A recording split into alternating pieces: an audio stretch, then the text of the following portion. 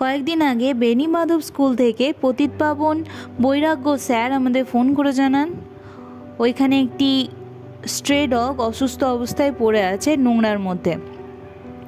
খবর পেয়ে আমাদের গ্রুপ সদস্য আকাশ ঘটনাস্থলে পৌঁছায় এবং কুকুরটিকে রেস্কিউ করে নিয়ে আসে।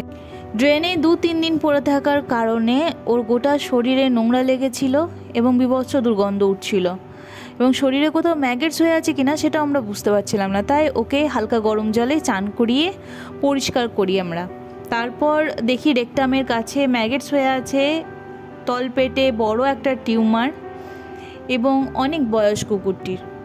টেম্পারেচার চেক করে দেখতে পাই কুকুরটির রীতিমতো জ্বর আছে। আসলে ঘটনাটা হয়েছে কি, সম্ভবত টিউমারটির কারণে অসহ্য যন্ত্রণা এবং সেখান থেকে ব্যথার জন্যই ওর জ্বর আসে এবং ফুল বডি প্যারালাইজড হয়ে যায়। বয়সজনিত কারণও একটি সমস্যা। কুকুরটির একটিও দাঁত নেই, যথেষ্ট বয়স। আমরা প্রয়োজনীয় চিকিৎসা শুরু করি। তারপর থেকেই টানা ওর স্যালাইন এবং মেডিসিন চলছে। বয়স্ক কুকুরটির কন্ডিশন খুব একটা ভালো নয়, তবে আগে যেমন হাতে করে খাইয়ে দিতে হচ্ছিল, উঠে নিজে বসে খেতে পারছিল না, সেখান থেকে কিছুটা উন্নতি হয়েছে।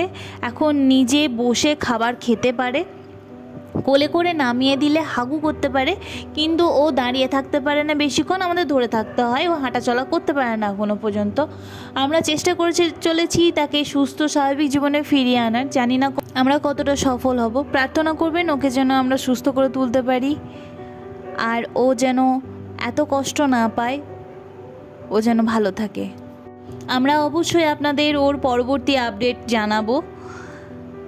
প্রার্থনা করবেন আমাদের ভালোবাসা আর যত্ন যেন সফল হয়, ওকে যেন আমরা সুস্থ করতে পারি।